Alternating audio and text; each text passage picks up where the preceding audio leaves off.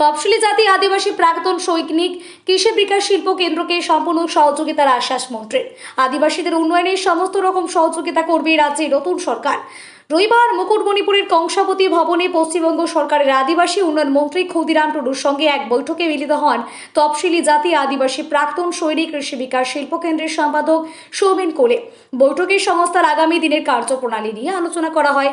কেন্দ্রীয় সরকারের নানা প্রকল্পের কাজ তফসিলি জাতি আদিবাসী প্রাক্তন সৈনিক কৃষি বিকাশ শিল্প কেন্দ্রের মাধ্যমে করানোর নির্দেশ দেয়।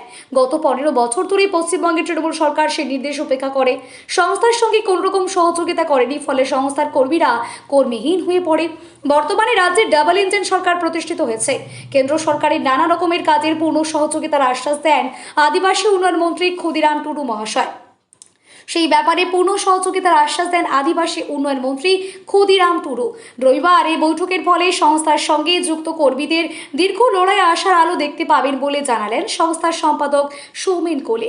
তিনি বলেন, এবার কর্মীরা দ্বিগুণ উৎসাহ নিয়ে কাজ করবেন।